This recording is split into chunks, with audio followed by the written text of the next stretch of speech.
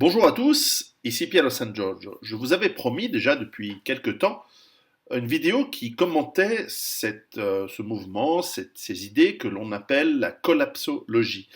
Alors c'est quelque chose qui a démarré en France il y a quelques années, euh, notamment par l'ouvrage de Pablo Servigne que j'ai déjà commenté dans une de mes vidéos de conseil de lecture qui s'appelait Comment tout peut s'effondrer et qui correspond en gros à la première partie de mon premier livre Survivre à l'effondrement économique, c'est-à-dire qu'il explique, alors certes avec un très gros euh, biais, mais en mettant une très forte importance au changement climatique, mais enfin pas seulement, et qui explique que nous allons vers un effondrement, donc un collapse en anglais, et donc en faisant un anglicisme, eh bien, il l'appelle en fait la science de l'étude de l'effondrement, la collapsologie. Alors évidemment, euh, l'approche est juste et intéressante.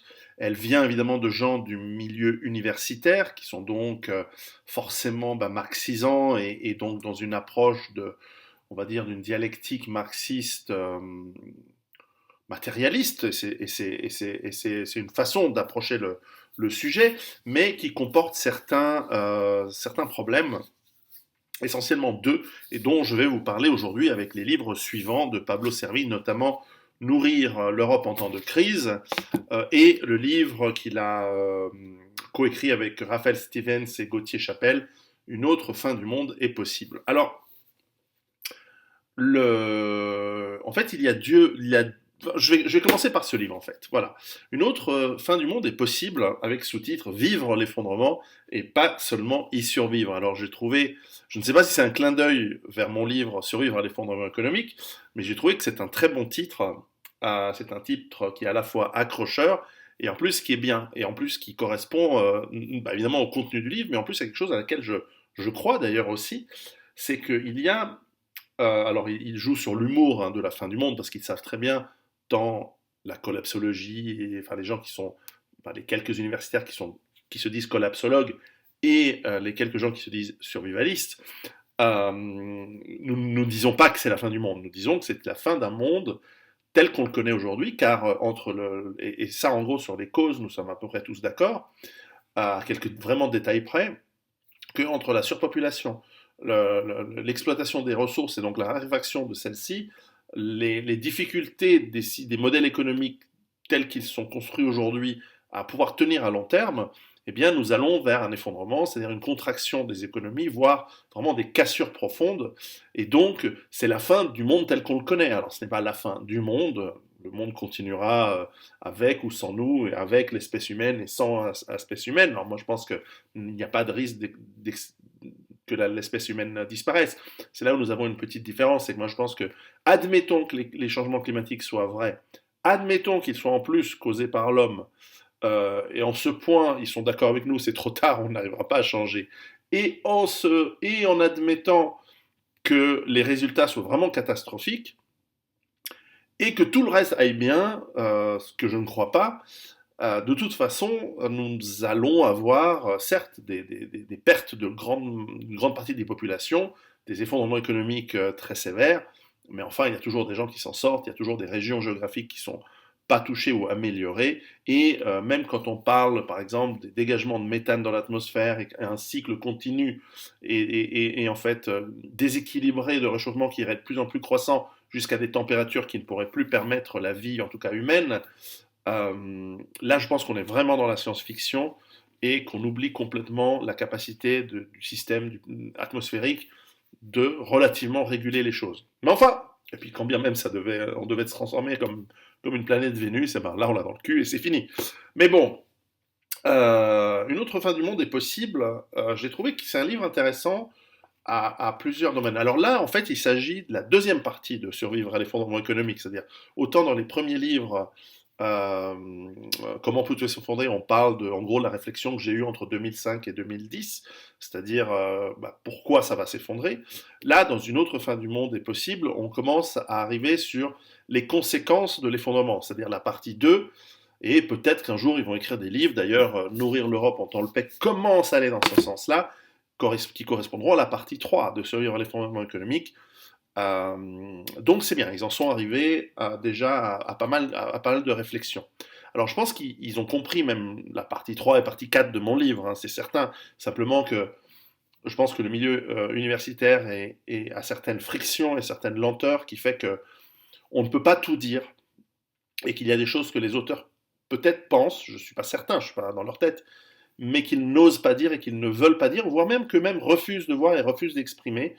Et sans doute, ils y vont avec des pincettes et avec méthode, et en ce sens, ils ont raison, finalement, d'approcher ce qui va être l'effondrement, ce qui est déjà en fait en cours, l'effondrement économique, sociétal. Enfin, pour ça, lisez les 5 étapes de l'effondrement de Dimitri Orlov.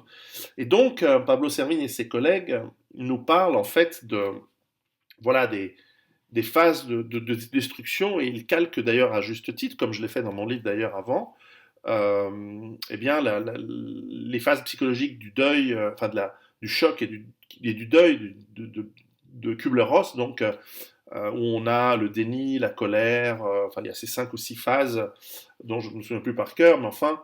Et d'ailleurs, j'ai pris des notes dans ces livres. Il y a des choses qui sont intéressantes et que je vais garder en tête. Oui, donc quand je prends des notes, c'est généralement bon signe dans un livre. Donc je vous le conseille, celui-ci. Il est pas mal.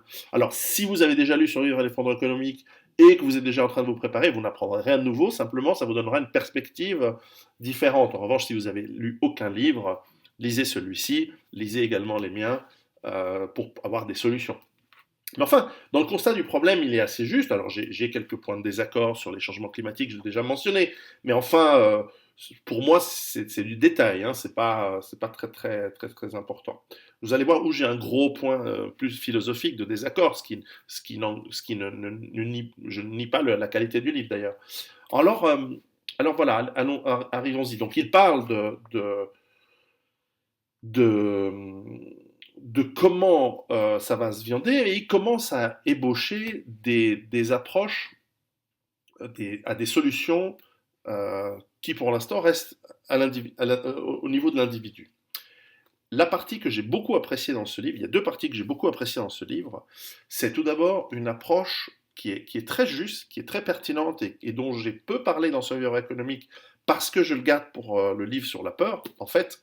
C'est-à-dire que lorsqu'on a compris dans quel monde, vers quel monde on va, ou en tout cas on a compris que la transition vers un monde dont on n'est pas sûr, mais en tout cas on sait que la transition va être très très difficile, eh bien, quand on a compris vraiment ce que ça signifie, et même eux, je pense qu'il y a des éléments qu'ils n'osent pas dire, ils ne parlent pas des violences. C'est-à-dire qu'en gros, c'est un livre qui est beaucoup plus, il s'est beaucoup plus retenu que Tout peut s'effondrer, le livre précédent.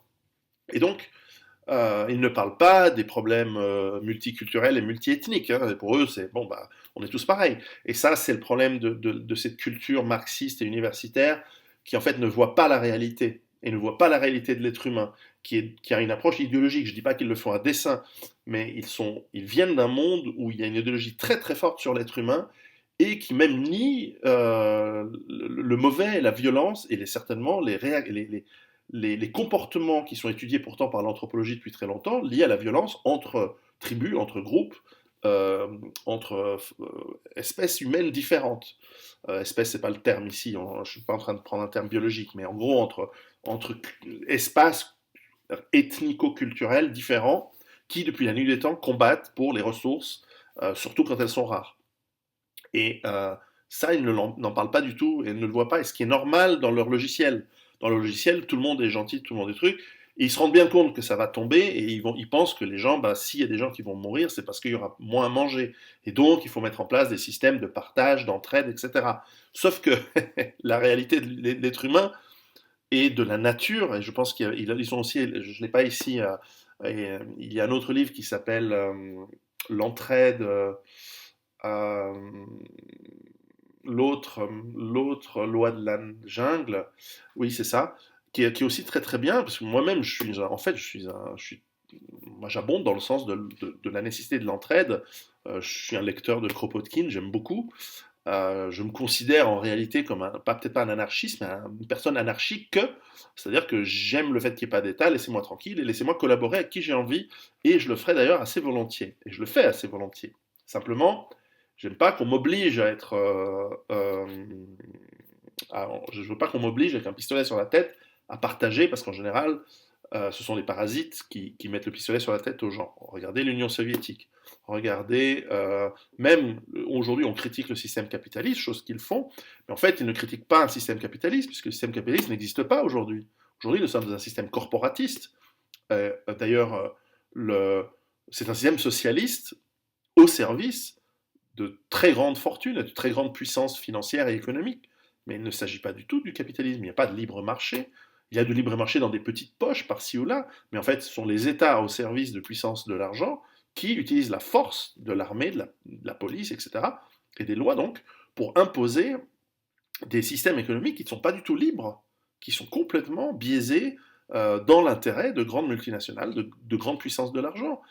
Et évidemment, le système démocratique, c'est ce qui est le vecteur de cela. Donc en ce sens, le système est complètement à l'envers par rapport à l'idéologie. Et comme il y a cette persistance de cette accusation accusatoire, enfin c'est signé, hein, mais de dire le système est mauvais parce qu'il est capitaliste, alors qu'il n'y a pas du tout de capitalisme, et on veut du socialisme, alors qu'il est déjà socialiste, mais simplement pour les riches, donc en fait, c'est un système de pillage organisé qui s'est mis en place progressivement depuis la fin de la Deuxième Guerre mondiale, et même pour certains cas avant, simplement il y a eu des moments dans l'histoire où il y a eu du libre marché dans certains secteurs, et ces secteurs ont été extrêmement florissants et ont bien fonctionné, notamment au XIXe siècle et disons, dans les trois quarts du XXe siècle.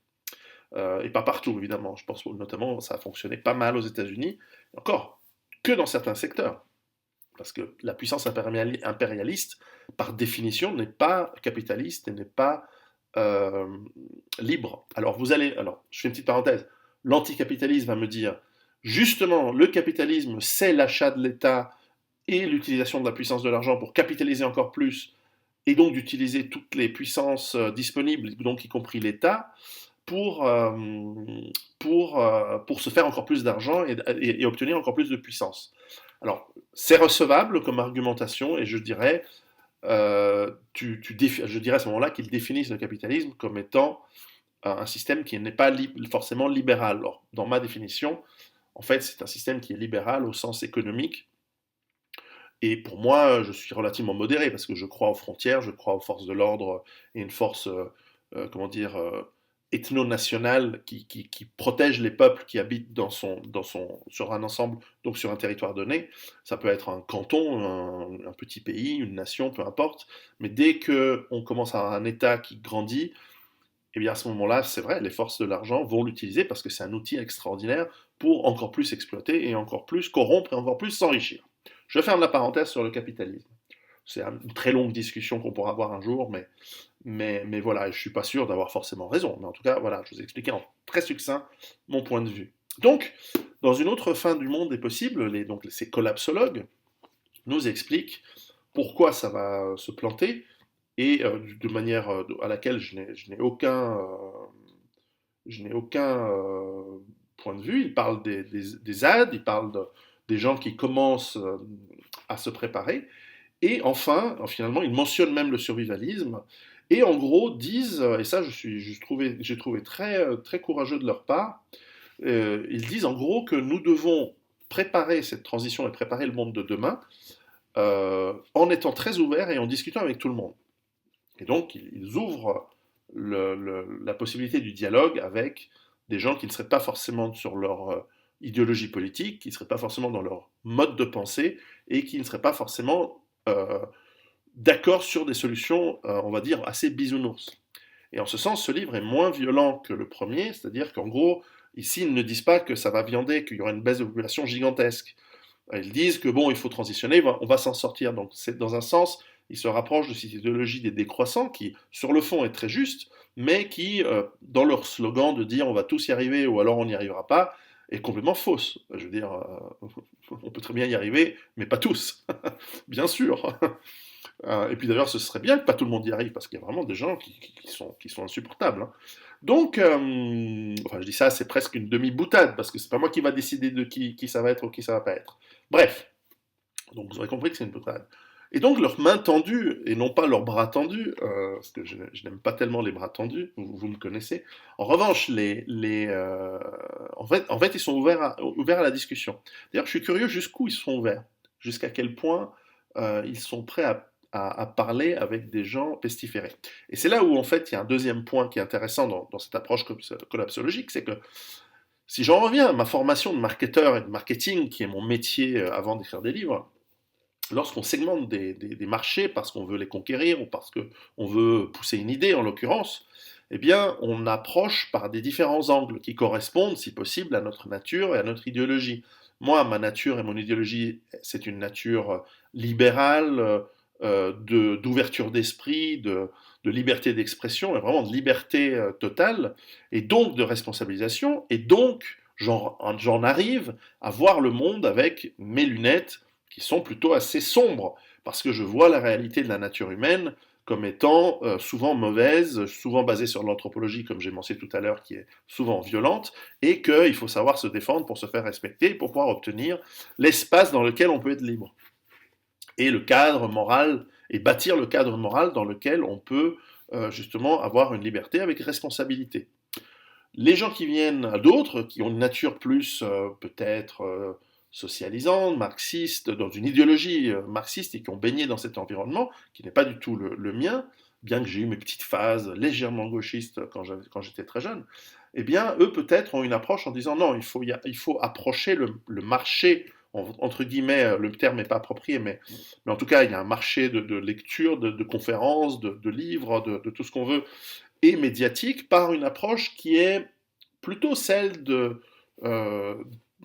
collectiviste, avec le risque d'être étatiste, quoique Pablo Servigne s'en défend. Je l'ai vu dans une conférence dire quelque chose de très juste, c'est-à-dire qu'il dit qu'il n'est pas pour l'État. Alors que dans ce livre, on pressent le fait que de dire, ben voilà, pour transitionner, il va falloir taxer tout le monde, mettre tout en commun, et le paradis après le paradis des travailleurs et des fermiers collectivistes bolcheviques, maintenant viendra le paradis des écolos étatisés et taxés à mort.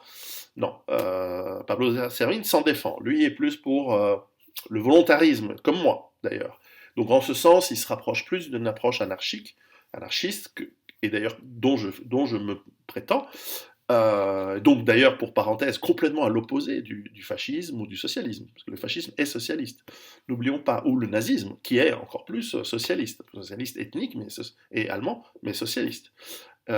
Choses qui sont totalement à l'opposé de mes croyances philosophiques et de ma nature. Mais enfin bon, c'est comme ça. En revanche, donc il y a ce sous-jacement de marxisme qui dit je veux taxer. Mais enfin, moi, alors évidemment, philosophiquement, ça me gêne et j'en discuterai volontiers avec eux, mais et si ça se trouve, ils ont raison, si ça se trouve, il faut un État pour gérer une transition. Moi, je ne crois pas du tout. Mais enfin bon, euh, leur approche, c'est aussi celle d'un marché, entre guillemets, donc comme je disais, de la lecture des livres, etc., et d'un public qui n'est pas sensible à mes approches de responsabilisation, de compréhension de la violence et de préparation qui tient compte de cette violence. Eux disent non, les gens en général sont gentils, quand ça va mal, on va gérer, etc. Et donc, eux passent plus facilement dans les médias, surtout dans les médias de gauche, c'est-à-dire 99% des médias mainstream, qui sont d'une idéologie de gauche, mais en réalité une idéologie globalisante et mondialiste. Mais enfin, avec ce discours, ils arrivent à passer. Et donc, moi, j'ai eu pas mal de gens qui m'ont découvert via les livres, comment tout peut s'effondrer, 2015, et celui-ci. Voilà. Et, euh, et donc, euh, et donc, c'est bien. De la même manière que beaucoup de mes lecteurs m'ont dit, qu'est-ce que tu penses de ces livres de Pablo Servigne et de Raphaël Stevens et Gauthier Chapelle? Est-ce qu'ils disent la même chose que toi? Est-ce que c'est bien, etc. Donc voilà, je dis, en gros, on converge et on est sur des lignes parallèles, avec des philosophies différentes, etc. Et enfin, ce qui est intéressant dans ce livre, c'est qu'en gros, ben justement, comme je disais, ils tendent la main et ils disent, voilà, nous sommes prêts à parler, nous devrions parler avec tout le monde. Donc moi, je prends le défi et je leur dis, ben, je vous invite ici à Genève, vous venez, on passe un après-midi ensemble, on se filmer ou pas, ou peu importe, et on discute sur comment est-ce qu'on peut approcher les choses. Moi, je sais que je ne peux plus passer dans les médias euh, parce que les vérités que j'expose sont trop violentes pour les médias. mais les choses vont changer. Et donc, c'est possible que j'y retourne. De temps en temps, on me fait du pied. On m'a dit, par exemple, l'année dernière, un média assez connu, assez mais, enfin, puissant dans le média, m'a dit, écoute, on voudrait bien t'avancer, mais on te demande à ce que publiquement tu renies une personnalité dissidente française. Et moi, je dis, mais il m'a rien fait, ce type, donc pourquoi est-ce que je le renierais? C'est pas parce que j'ai fait des conférences avec lui moi, je ne mange pas de ce pain-là, je ne suis pas un traître, je veux dire, non, quand quelqu'un me plante, lui fais savoir, et, et pas forcément d'ailleurs de manière publique, mais en l'occurrence, on m'a pas planté. Au contraire, il y a du respect mutuel. Alors, on n'est pas d'accord sur tout, bien sûr, mais pourquoi est-ce que je devrais renier quelqu'un pour pouvoir avoir le ticket d'entrée dans un média? Je ne suis pas d'accord, je ne fonctionne pas comme ça. Bref, en revanche, médiatisé ou pas, si, on va dire, collapsologues veulent bien discuter avec moi, ou d'autres, ou Vol Ouest, ou d'autres, moi je fais même l'intermédiaire entre moi et d'autres, ce sera avec plaisir parce que cela nous permet de toucher plus de gens. Et ça, c'est quand même ce qu'on essaye de faire. C'est quand même éveiller les consciences, faire en sorte que les gens ce travail, enfin, commence à faire le travail mental. Je pense que on est déjà largement en retard. Si vous êtes très en retard si vous n'avez pas vraiment commencé. Enfin, il est toujours possible de faire les démarches de responsabilisation et de mise en place de stratégies de survie pour vous, pour des communautés, et voilà. Alors, là où le deuxième livre est intéressant, donc Nourrir l'Europe en temps de crise, c'est enfin, c'est un livre où on commence à esquisser des solutions. Alors c'est un livre qui est paru en 2017, mais on sent que sa genèse est bien antérieure.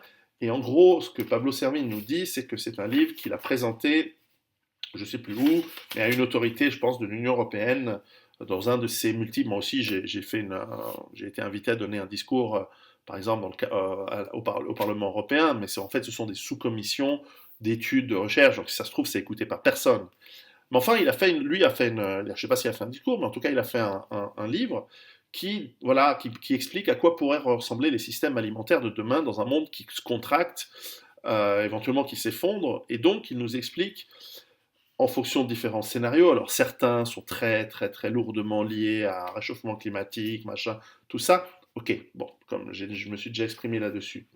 Et encore une fois, on ne parle pas de violence, donc en gros, c'est tout le monde euh, y met du sien, tout le monde est positif, et quand on est face à l'adversité, tout le monde va être de manière rationnelle à chercher des solutions et s'agglutiner, s'agréger à des gens qui en ont. Et donc, il propose à l'Union européenne d'en avoir, et dans ce sens, l'exercice est très bon et très intéressant, et évidemment, il nous parle d'avoir des systèmes agricoles de différents types, certains liés à la culture de subsistance avec des petits potagers que chaque famille pourrait mettre en place pour au moins couvrir une grande partie des besoins alimentaires avec petits légumes, petits élevages, etc.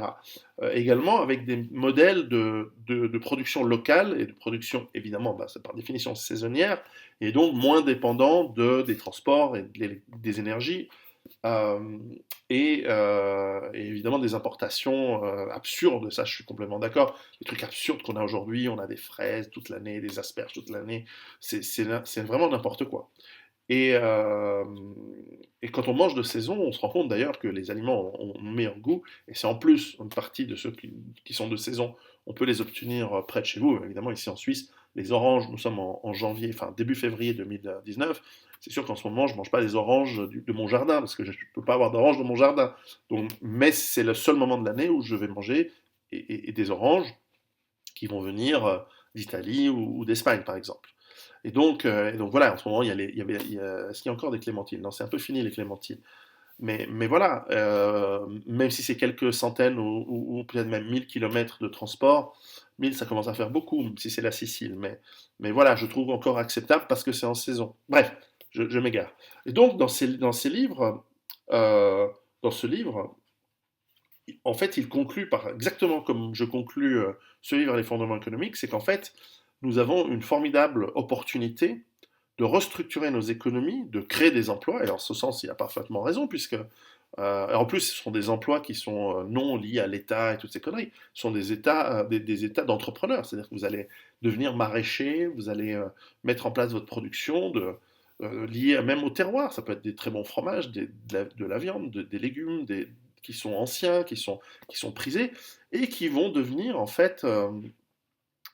Et donc la production agricole doit redevenir un maillon omniprésent et fondamental de la vie quotidienne des gens, qui seront peut-être moins urbains et moins globalisés. Et donc on revient aussi à un contact humain entre la production et la consommation de nourriture, qui d'ailleurs se mélange, puisqu'on va tous être un petit peu producteurs et tous évidemment consommateurs.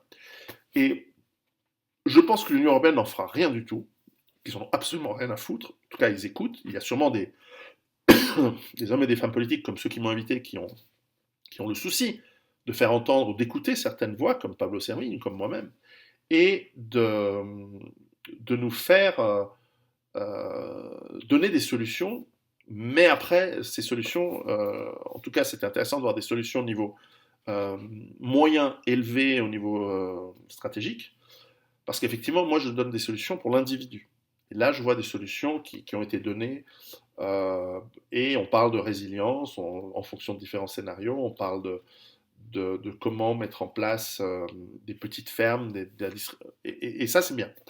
Donc, je ne peux qu'encourager Pablo Servigne et ses collègues de continuer, d'aller plus loin. D'ailleurs, je crois qu'ils font le travail aussi eux-mêmes. Je pense qu'ils travaillent aussi leur petit lopin de terre et en ce sens, ils vont acquérir la- la- l'expérience nécessaire pour continuer leurs travaux et de donner des exemples. Il y a plein de livres et de chaînes YouTube, par exemple, où des gens qui ont leur agriculture en permaculture parlent de leurs réussites, de leurs échecs. Alors souvent, ils sont dans des zones géographiques qui sont vachement bien, vachement ensoleillées, etc. Moi, des fois, je vois des mecs qui produisent des trucs, et je regarde, je dis, mais t'es en quelle saison? Elle me dit, ah, ben, je suis en avril et j'ai ça. Je dis, mais en avril, moi, j'ai encore la neige. Ah. Donc voilà, on s'adapte à son environnement, on s'adapte à la réalité.